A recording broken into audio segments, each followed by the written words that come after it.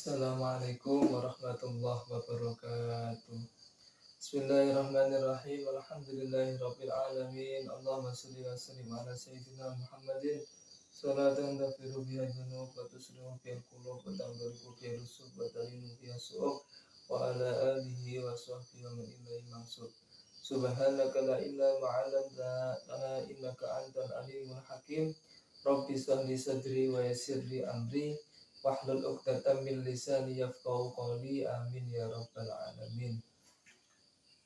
Bismillahirrahmanirrahim. Alhamdulillahirabbil alamin. Segala puji bagi Allah yang mana pada kesempatan kali ini kita masih diberikan kenikmatan berupa kesehatan untuk beribadah, untuk mengaji ilmu-ilmunya Allah, dan juga mempelajari sunnah-sunnah Rasulullah yang mana insya Allah dapat kita amalkan dalam kehidupan kita sehari-hari. Dan alhamdulillahirabbil alamin, pada kesempatan kali ini kita masih belajar tentang Kitabul Adab, yaitu kitab yang mencakup 50 adab dalam 50 keadaan karangan Sayyid Muhammad Amin bin Idrus bin Abdullah bin Umar bin Syekh Abu Bakar bin Salim al-Husaini. Bismillahirrahmanirrahim. Pada pertemuan kemarin kita akan membahas tentang adab masuk dan keluar kamar mandi. Nah, pada kesempatan kali ini kita masuk pada bab 4, yaitu yang menerangkan tentang adab memakai dan melepas baju. Nah, jadi melepas dan memakai baju itu pun juga ada adabnya, yang mana yang diterangkan di dalam kitab ini. Di antara adab-adab ketika memakai baju, yaitu yang pertama membaca doa berikut ini ketika memakai baju, yaitu alhamdulillahilladzi kasani hadza thawb wa razaqanihi min khairi haulin wala quwwatin minni. Nah, jadi kita dianjurkan untuk membaca doa tersebut tatkala akan memakai baju, yang mana berdasarkan sabda Rasulullah SAW, man labisa thawban faqala alhamdulillahilladzi kasani hadza thawb wa razaqanihi min khairi haulin minni wala quwwah ghufira lahu ma taqaddama min dhanbi wa ma ta'akhkhar. Nah, maka kata Nabi, barang siapa tatkala memakai baju membaca doa tadi itu, yaitu alhamdulillahilladzi kasani hadza thawb wa razaqani min khairi haulin minni wala quwwah, maka dosa-dosanya akan diampuni, yaitu dosa yang telah lalu dan yang akan datang, maka akan diampuni dosa-dosanya. Langkah baik sekali kita tatkala akan memakai baju kita amalkan doa tersebut, karena faedahnya besar sekali, yaitu dapat mengampuni dosa kita yang telah lalu maupun yang dosa kita yang akan datang. Kemudian adab yang berikutnya, yang kedua, yaitu memulai memakai baju dari sebelah kanan. Nah, jadi adab yang berikutnya tatkala memakai pakaian, yaitu kita dianjurkan tatkala memakai baju itu dimulai dengan dari sebelah kanan, bukan sebelah kiri. Yang mana berdasarkan sabda Rasulullah SAW, kana Nabi sallallahu alaihi wasallam yu'jibuhu tayammunu fi tana'ulihi wa tarajjulihi wa tahurihi wa fi sa'nihi kulli. Yang mana artinya sesungguhnya Nabi Muhammad SAW itu menyenangi untuk memulai dari arah sebelah kanan tatkala memakai sandalnya, juga menyisir rambutnya dan berwudu juga pada semua keadaannya. Nah, jadi Rasulullah itu sangat menganjurkan dan beliau itu sangat senang sekali sesuatu yang bagus itu dimulai dengan sebelah kanan, baik makan, baik memakai sandal, minum, ataupun pokoknya semua keadaan yang baik, juga termasuk ketika kita memakai baju itu dianjurkan untuk memakai dari sebelah kanan. Begitu juga dengan memakai celana itu juga sama dengan memakai baju, harus lebih baik dilakukan dengan anggota yang sebelah kanan. Kemudian ada yang berikutnya, yaitu tidak memakai baju di hadapan orang lain meskipun di hadapan anaknya sendiri yang belum balik, karena hal tersebut dapat menghilangkan muru'ah atau harga diri seseorang, kecuali jika darurat. Nah, jadi adab yang ketiga yaitu tatkala memakai pakaian itu kita dianjurkan kita tidak memakai pakaian itu di hadapan orang lain, baik itu juga di hadapan anaknya sendiri, nah yang masih belum balik. Nah, jadi di hadapan orang lain kita itu tidak dianjurkan, dan juga di hadapan anaknya sendiri yang masih belum balik. Nah, karena untuk menjaga harga diri atau muru'ah seseorang, jadi supaya kita itu tidak runtuh atau tidak hilang harga diri kita tatkala memakai baju di hadapan orang lain, yang mana akan bisa bisa terlihat auratnya kita, walaupun itu dengan anaknya sendiri yang masih belum balik. Nah, kecuali jika darurat maka boleh-boleh saja. Berikutnya ada yang keempat, yaitu tidak memakai baju yang ketat sehingga tampak bentuk badannya, terlebih lagi bagi para wanita. Nah, jadi ada yang keempat yaitu kita tidak dianjurkan untuk memakai baju yang ketat. Itu berlaku baik bagi laki-laki ataupun perempuan. Yang konteks baju yang ketat itu yaitu yang bisa yang menutupi, akan tetapi itu masih terlihat lengkuk-lengkuk tubuhnya, kelok-kelokan bentuk tubuhnya itu masih terlihat. Nah, itu namanya baju yang ketat. Nah, karena yang baju yang seperti ini itu tidak dianjurkan baik laki-laki maupun perempuan.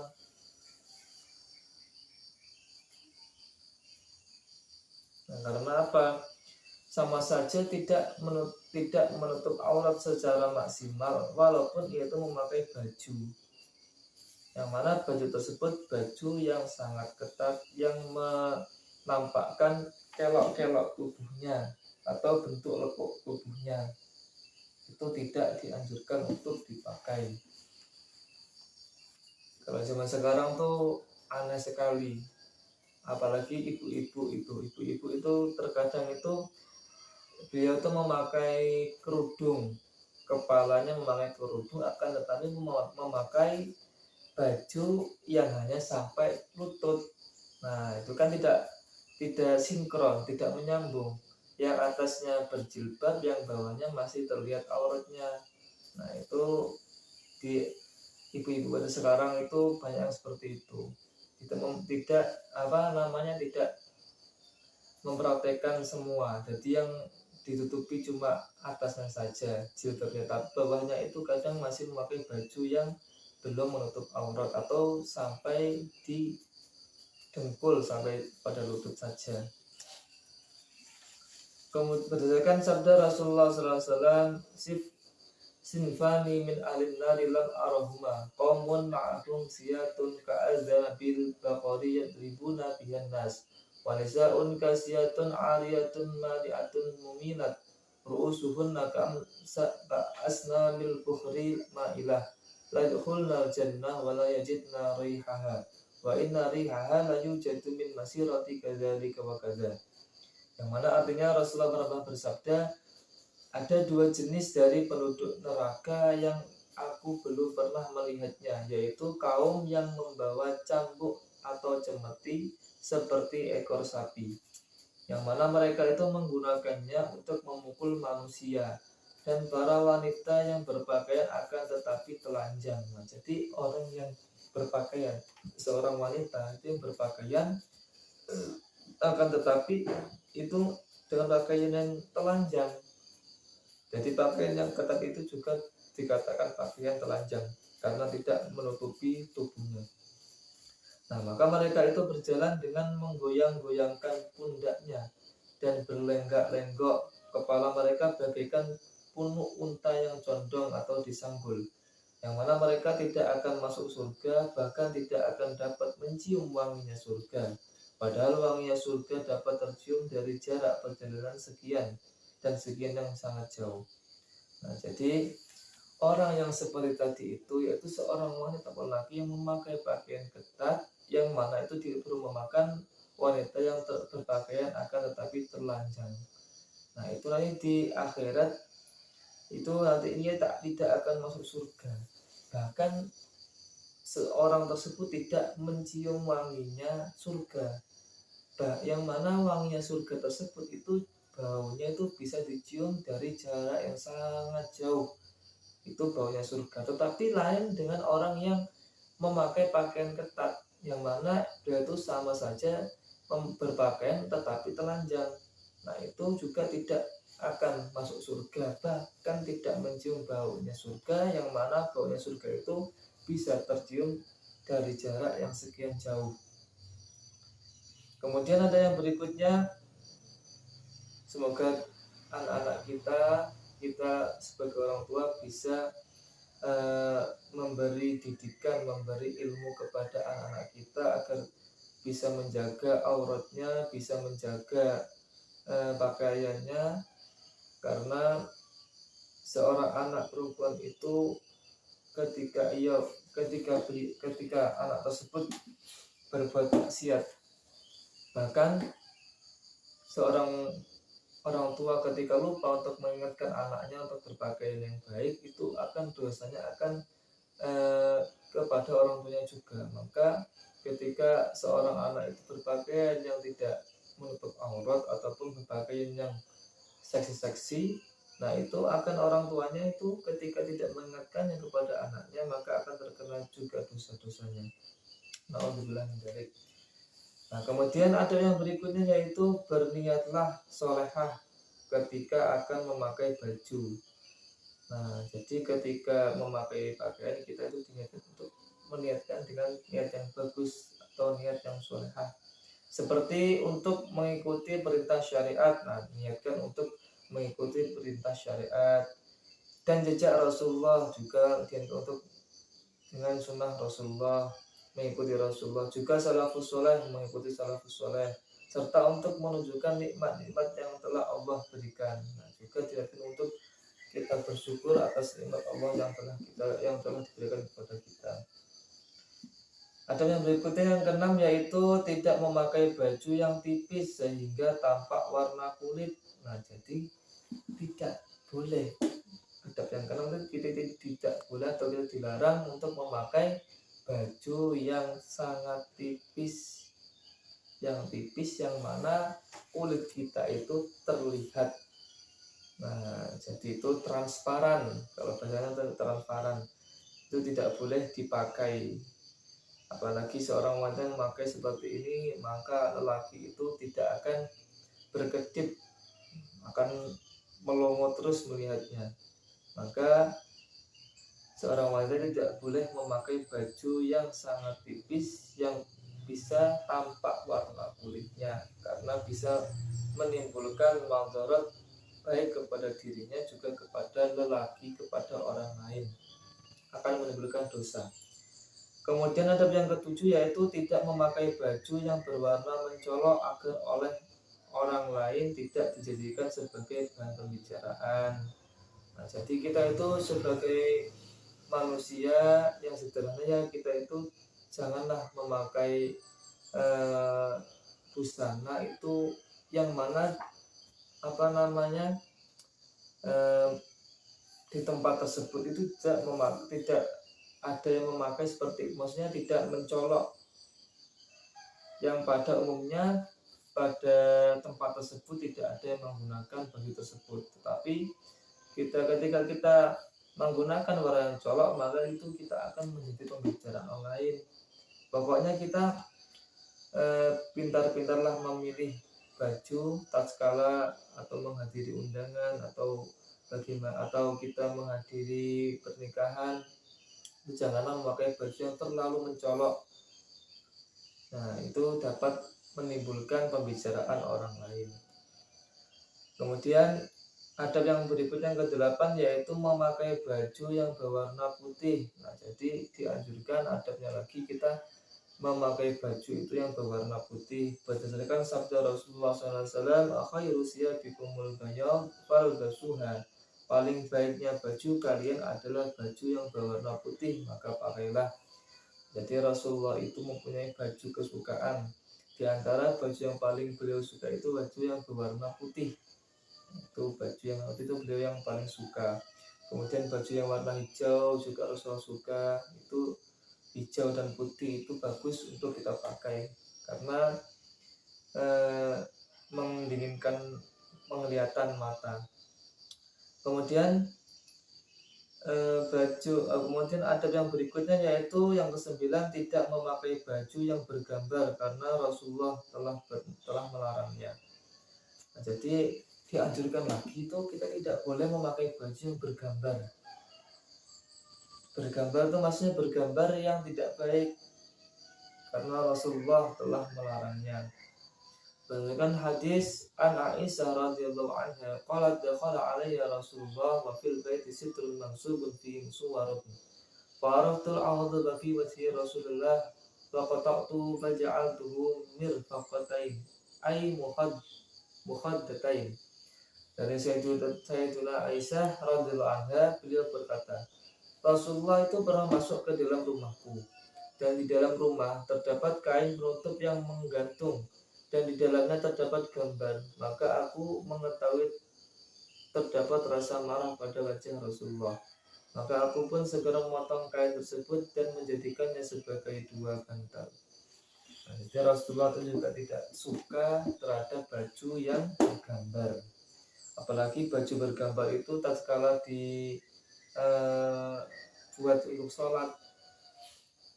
Nah, kasihan yang belakangnya nanti. Maksudnya ketika sholat itu dapat mengganggu orang lain juga, yang mana dapat mengganggu untuk orang lain untuk melihatnya, maka sholatnya tidak khusyuk. Kemudian adab yang berikutnya yang ke-10 yaitu jika memakai pakaian yang baru maka bacalah doa berikut. Nah, jadi adabnya lagi tatkala kita memakai baju yang baru itu kita jangan untuk membaca doa.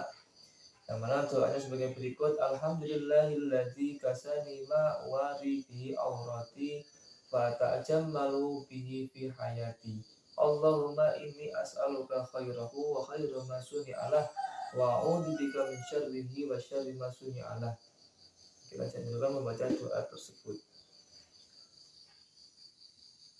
Kemudian adab yang berikutnya yang ke-11 yaitu tidak memakai pakaian yang terbuat dari jenis kain yang dilarang oleh syariat seperti sutra bagi kaum laki-laki. Nah, maka jadi adab yang berikutnya yang ke-11 itu kita dianjurkan tidak boleh memakai pakaian yang mana berasal dari kain yang dilarang oleh syariat seperti kain sutra. Itu kan dilarang untuk dipakai oleh kaum laki-laki. Berdasarkan sabda Rasulullah, "Man labisa harira fid dunya lam yalbashu fil akhirah." Yang mana Rasulullah itu pernah bersabda, barang siapa dari golongan lelaki yang memakai pakaian sutra di dunia, maka dia tidak akan memakainya di akhirat. Jadi ketika seseorang lelaki itu memakai pakaian sutra di dunia, maka diharamkan untuk memakai sutra di akhirat. Sama, pokoknya apa yang dilarang oleh Allah melalui Rasulullah, seperti halnya dilarang meminum khamr, itu ternyata nanti di akhirat itu dihalalkan. Jadi ketika seseorang itu di dunia yang mana khamr itu dilarang diminum, maka nanti di akhirat tidak bisa meminum khamr yang mana di akhirat nanti akan dihalalkan. Kemudian adab yang berikutnya itu tidak memakai baju yang aromanya kurang baik karena dapat mengganggu para malaikat dan juga orang lain yang berada di sekitarnya. Nah, adab yang berikutnya kita tidak dianjurkan untuk memakai pakaian yang apek atau yang aromanya kurang baik. Nah, karena sebabnya itu dapat mengganggu para malaikat juga orang lain yang berada di sekitarnya.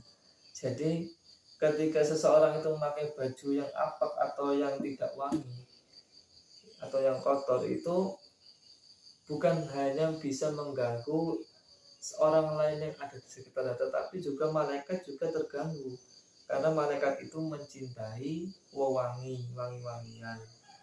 Jadi ketika kita sering memakai minyak wangi, minyak sholat ataupun sebagainya, itu insya Allah malaikat itu akan berada di sebelah kita terus.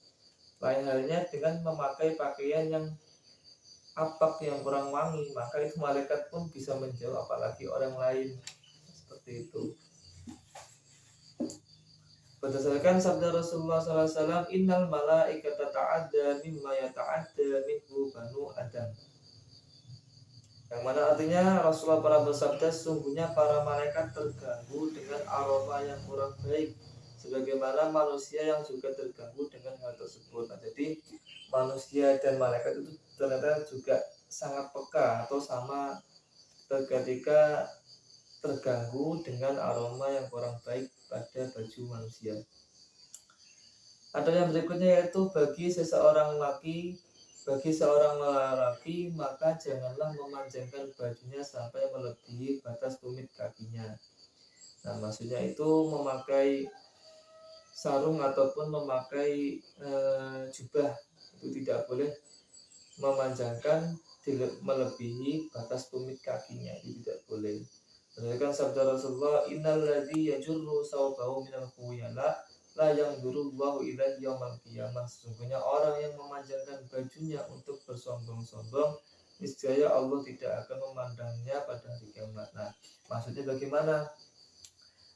Maksudnya itu akan menimbulkan sifat sombong kepada pemiliknya tatkala kita memakai baju ataupun gamis sarung itu melebihi tumit kakinya, itu menimbulkan kesan sombong, yang mana orang yang sombong itu nanti tidak akan dipandang oleh Allah di hari kiamat.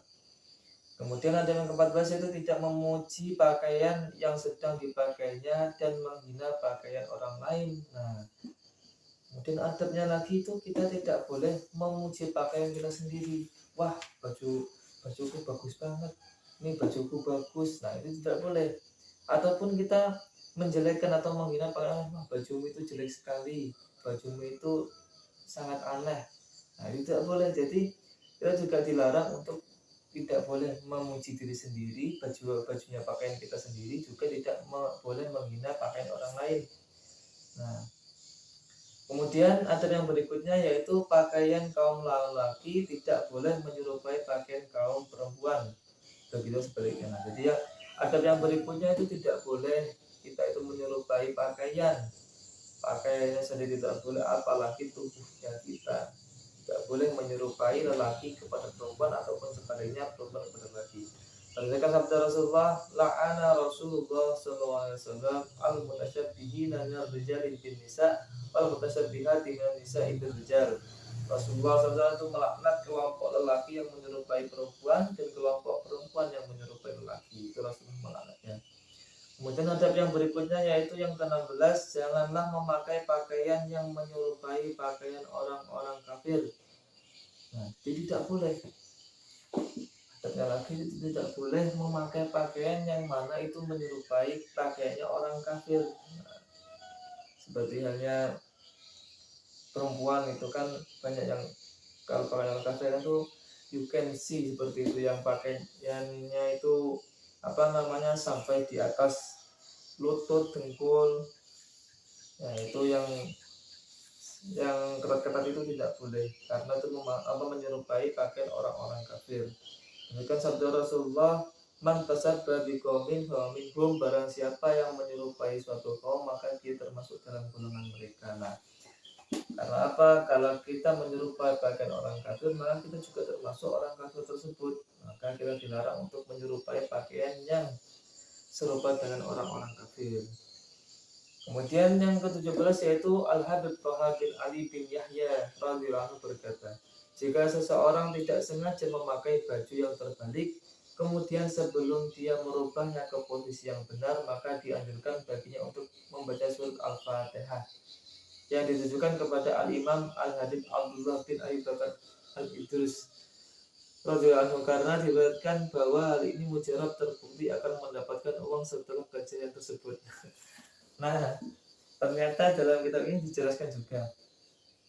Adanya lagi ya, yang mana Habib Toha bin Ali bin Yahya itu pernah berkata, apabila seseorang itu tidak sengaja, ada orang itu tidak sengaja memakai baju dengan keadaan terbalik, bajunya itu dipakai dengan keadaan terbalik.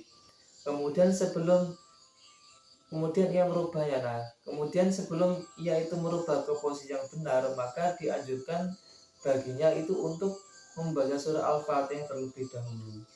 Nah, jadi ketika kita memakai baju dalam keadaan terbalik, nah ketika kita akan merubahnya kembali ke posisi yang benar, itu kita dianjurkan membaca surah Al-Fatihah, yang mana ditujukan kepada Al-Imam Al-Habib Abdullah bin Abu Bakar Al-Idrus. Nah, ditujukan kepada Al-Imam Al-Habib Abu Bakar bin ditujukan kepada Al-Imam Al-Habib Abdullah bin Abu Bakar Al-Idrus radhiyallahu anhu, yang mana diriwayatkan itu hal ini ketika dilakukan itu sangat mujarab atau sangat terbukti sekali akan mendapatkan uang setelah melakukan kejadian tersebut. Nah, insya Allah setelah kita membalik baju kita ke posisi yang benar dan mengirim fatihah kepada Al-Habib Imam Al-Habib Abdullah bin Abu Bakar Al-Idrus radhiyallahu, maka insya Allah akan mendapatkan uang setelah itu. Juga Al-Alama Al-Habib Zain bin Ibrahim bin Sumaid radhiyallahu, yaitu guru pengarang yaitu Syekh Muhammad Amin, telah menjelaskan masalah di atas dalam kitabnya yaitu An-Nujum Az-Zahirah, itu dijelaskan kepada beliau. Kemudian ada yang ke-18 yaitu jika seseorang memakai baju baru, maka bacalah doa berikut: Alhamdulillahilladzi kasani ma'wari bihi aurati wa atajammalu bihi fi hayati. Nah, itu kita dianjurkan ketika memakai baju baru juga membaca doa ini. Alhamdulillahilladzi kasani ma'wari bihi aurati wa atajammalu bihi fi hayati. Kemudian dianjurkan baginya untuk menyedekahkan bajunya yang lama. Nah, jadi kalau kata Habib Muhammad itu ketika kita memakai baju yang baru, khususnya kepada perempuan, karena perempuan itu kan suka sekali mengkoleksi baju-baju, sehingga di lemari sangatlah penuh bajunya. Nah, ketika kita mempunyai atau kita diberi atau kita membeli baju yang baru, kita dianjurkan membaca doa Alhamdulillahilladzi kasani ma wari bihi aurati wa atajammalu bihi fi hayati. Nah, sudah membaca doa tersebut, baju kita yang lama, yang jelek, yang kita sudah tidak pakai, kita sedangkan kepada orang lain. Jadi baju yang baru kita dapatkan, baju yang lama kita sedekahkan. Seperti itu adabnya yang bagus, bukan kita itu menumpuk baju di dalam lemari saja, yang jelek yang bagus ditumpuk. Lebih baik kita sedekahkan yang sudah lama. Nah, berdasarkan sabda Rasulullah, man labisa sauban jadidan wa qala alhamdulillahilladzi kasani ma'wari bi aurati wa tajammalu bi fi hayati summa amada ila saubil ladzi ukhriqa aw abqa fa tasaddaqa bi kana fi hifdillah azza wa jal wa fi kana fillah azza wa jal wa bi zabillah hayya wa maitan marratain. Barang siapa yang memakai baju baru dan membaca alhamdulillahilladzi kasani ma'wari bi aurati wa tajammalu bi hayati, kemudian dia mengambil baju yang lama dan mensedekahkannya kepada orang lain, maka dia berada dalam penjagaan Allah dan dia juga berada di sisi Allah dan berada di jalan Allah tatkala hidup dan mati. Beliau menyebutkannya sebanyak 2 kali. Jadi sangatlah bagus sekali, besar sekali faedahnya tatkala kita memiliki baju yang baru, nah kita sudah melakukan baju yang lama. Kemudian Dianjurkan untuk mendoakan seseorang yang sedang memakai baju baru sebagaimana doa Rasulullah kepada Sayyidina Umar bin Khattab tatkala memakai baju baru. Nah, dan dianjurkan lagi kita memberi doa kepada orang yang memakai baju baru, yaitu albas jadidan wa'is hamidan wa mut syahidan wa yarzuqukallahu qurrata ain fid dunya wal akhirah. Kita tuh dianjurkan membaca doa tersebut. Albas jadidan, pakailah pakaian yang baru. Wa'is hamidan, hiduplah dalam keadaan terpuji bahagia. Wamut syahidan, dan wafatlah dalam keadaan syahid.